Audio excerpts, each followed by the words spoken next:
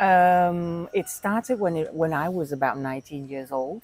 I was in my third year at the university as an undergrad at Chulalongkorn University. I was studying history at the time, and I went to different classes with many great professors, one of whom is Professor Sunet Chutintaranon, who has always been known across Thailand as one of the greatest experts on uh, pre-colonial Myanmar, let's put it that way. And at the time, there was a series of films that people in Myanmar know, and that's King Naresuan, and previously, I believe, Queen Suryothai. And I got really hooked. At the time, I was still pretty young. I was dynamic, and I asked myself a lot of questions about the history of Myanmar. And I came to my conclusion that I really wanted to study more about Myanmar. I was inspired very much by Ajahn Sunet at the time. So when he organized a tour to Myanmar, I would say in 2004, 2005, I went along with him. And I got really obsessed about the country ever since. So my idea at the time was I already fell in love with the country. I came back with a lot of ideas in my brain and in my heart. So I started learning Burmese at Chulalongkorn University with Dotan Tan Mien, who's still teaching now, I believe. And at the time, it was almost the time for me to think about pursuing my master's degree.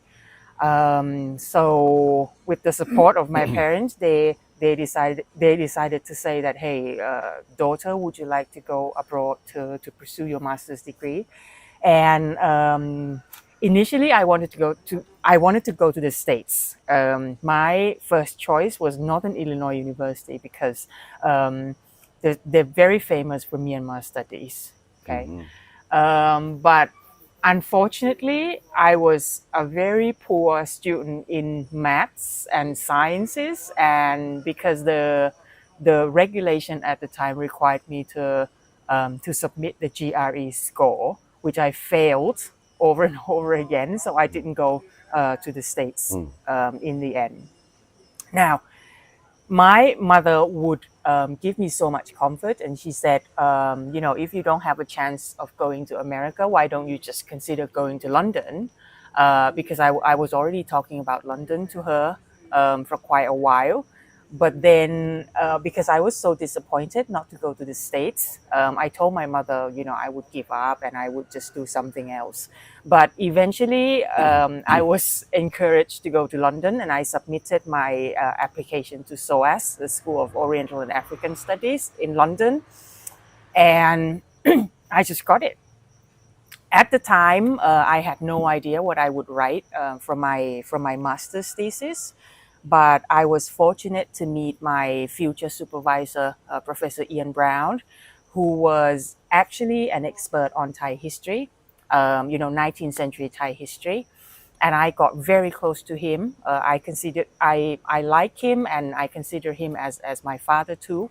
And then for my master's, I didn't have so much knowledge on Myanmar yet. I decided to write a master's thesis on a historiography, a 19th century historiography on the Thai side that was written on Myanmar by Prince Damrong Rajanupap. It was good, but then when I returned to London, because I was close to my supervisor and he was fully supportive of me to return to London.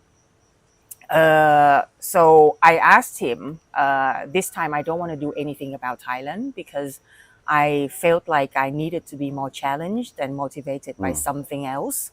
So he suggested I went to the British Library, the British Library, the Asian and African collection, to have a look of what I found most interesting. And I spent so many days afterwards sitting from 10 until 5 just to browse through catalogs at the Indian office at the British Library.